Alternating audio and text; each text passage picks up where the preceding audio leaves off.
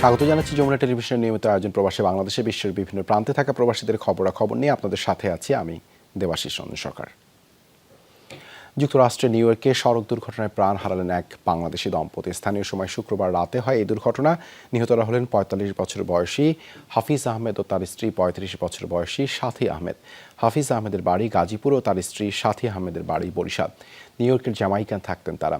New York থেকে বিংহামটনে যাচ্ছিলেন, সাথে ছিল ৮ বছরের মেয়ে রাইনা। দুর্ঘটনায় মারাত্মক আহত শিশুটি বর্তমানে হাসপাতালে লাইফ সাপোর্টে আছে।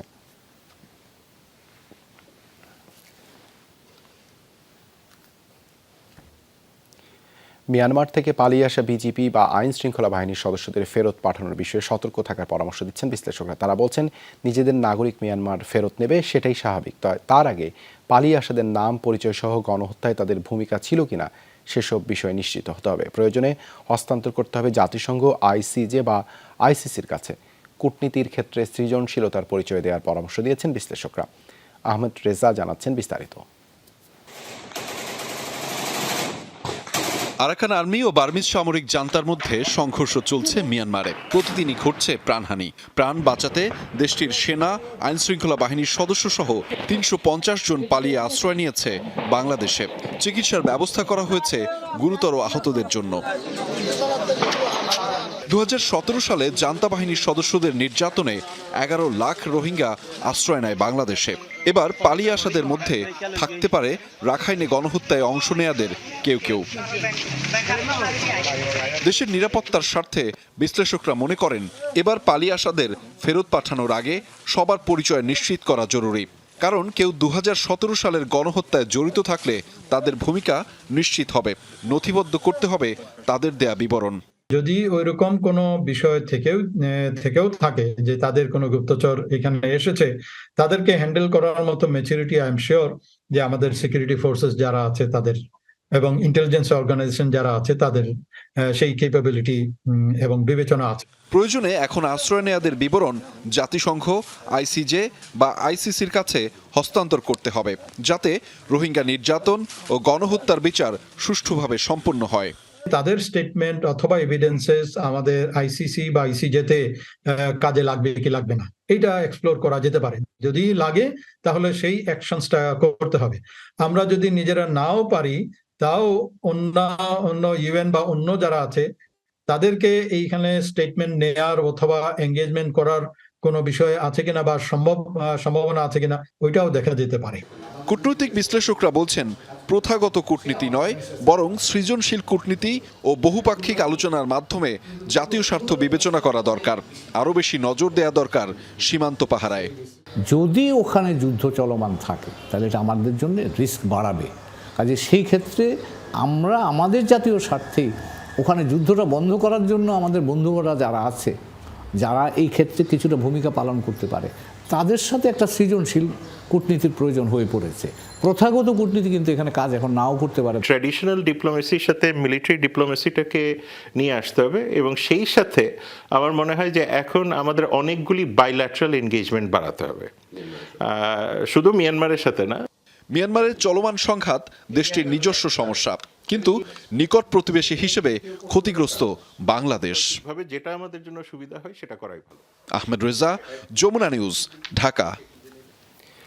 জাপানে ব্রাহ্মণবাড়িয়া সোসাইটির উদ্যোগে পিঠা উৎসব ও সাংস্কৃতিক সন্ধ্যা অনুষ্ঠিত হয়েছে।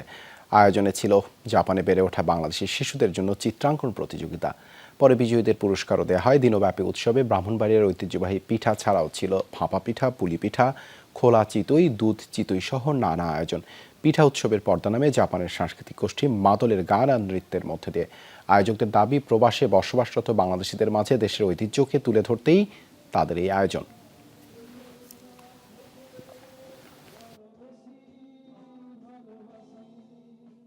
পিঠা উৎসব আয়োজন উদযাপিত হয়েছে এবং ধন্যবাদ সবাই যারা আজকে উপস্থিত হয়েছেন প্রবাসে। আজকের এই দিনে আমরা মনে হচ্ছে কি আমাদের একদম নিজেদের দেশের বাড়িতে আছি। আজকের আয়োজক যারা, তাদেরকে আমার মাদল পক্ষ থেকে ধন্যবাদ জানাচ্ছি। ওমান বাংলাদেশ সোশ্যাল ক্লাবের চট্টগ্রাম উইংসের অনুমোদন দেওয়া হয়েছে। গেল শনিবার চট্টগ্রাম উইংসের অনুমোদন দেওয়া হয়। ক্লাব কর্তৃপক্ষ জানায়, ক্লাবের কার্যক্রম আরও বিস্তৃত করার লক্ষ্যে ওমানের সমাজ কল্যাণ মন্ত্রণালয়ের নিয়ম মেনে বাড়ানো হচ্ছে উইংসের সংখ্যা। তারই ধারাবাহিকতায় সর্বপ্রথম অনুমোদন দেওয়া হয়েছে মহিলা উইংসের। এরপর বৃহত্তর নোয়াখালী উইংস, কুমিল্লা উইংসের পর সর্বশেষ অনুমোদন পেল চট্টগ্রাম উইংস। দীর্ঘদিন পরে আমরা চট্টগ্রাম উইংসের অনুমোদন হাতে পেয়েছি। আল্লাহর কাছে অসংখ্য শুকরিয়া আদায় করি। আমরা ভবিষ্যতে আমাদের যত চিটাগাং লোক আছে বাংলাদেশ মানে তাদের সমস্যা সমাধানের জন্য যথেষ্ট সহযোগিতা করে কাজ করবো। তারা সবাই সহযোগিতা আমরা চাই। কাতারে বাংলাদেশ আওয়ামী লীগের কেন্দ্রীয় কমিটির সাংগঠনিক সম্পাদক ও সাবেক সংসদ সদস্য সুজিত রায় নন্দীকে সংবর্ধনা দেওয়া হয়েছে। প্রবাসীদের সংগঠন চাঁদপুর সমিতি কাতারের উদ্যোগে হয় এই আয়োজন।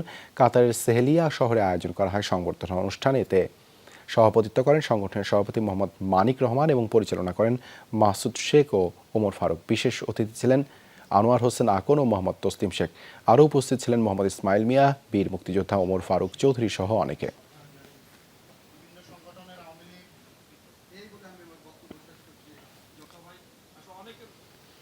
কাতারে বসবাসরত কোম্পানিগঞ্জ প্রবাসীদের উদ্যোগে মতবিনিময় সভা অনুষ্ঠিত হয়েছে। আসন্ন নোয়াখালীর কোম্পানিগঞ্জ উপজেলা পরিষদ নির্বাচনে কাতার প্রবাসী ব্যবসায়ী মামুন হোসেনকে চেয়ারম্যান পদে জয়ী করার আহ্বান জানান বক্তারা। মামুন হোসেনের সভাপতিত্বে সভা পরিচালনা করেন ওমর শরীফ। প্রধান অতিথি ছিলেন কাতার শাখা আওয়ামী লীগের সভাপতি শাহ আলম। বিশেষ অতিথি ছিলেন বঙ্গবন্ধু পরিষদ কাতার শাখার সভাপতি জাকের হোসেন বাবু, আওয়ামী লীগ কাতার শাখার সহ সভাপতি মহিউদ্দিন চৌধুরী, প্রকৌশলী সেলিম, মশিউর রহমান মিঠু সহ অনেকে।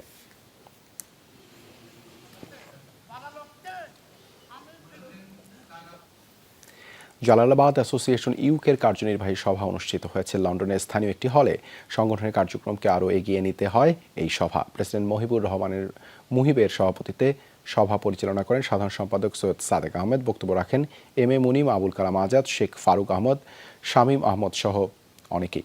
এ সময় বক্তারা জালালাবাদ অ্যাসোসিয়েশন ইউকের ভবিষ্যৎ কর্মপরিকল্পনা নিয়ে আলোচনা করেন। আমরা জালালাবাদ ইউকের পক্ষ থেকে কিছু ডাস্টবিন প্রোভাইড করব সিলেটের ক্লিন সিটি, সিলেটকে পরিষ্কার পরিচ্ছন্ন রাখার জন্য। দেশে আর্থমানবতার সেবায় কাজ করে যাচ্ছে, অতীতে বিভিন্ন দুর্যোগে সহায়তা করেছে। এই ছিল প্রবাসী বাংলাদেশে এতক্ষণ সাথে থাকার জন্য ধন্যবাদ সবাইকে।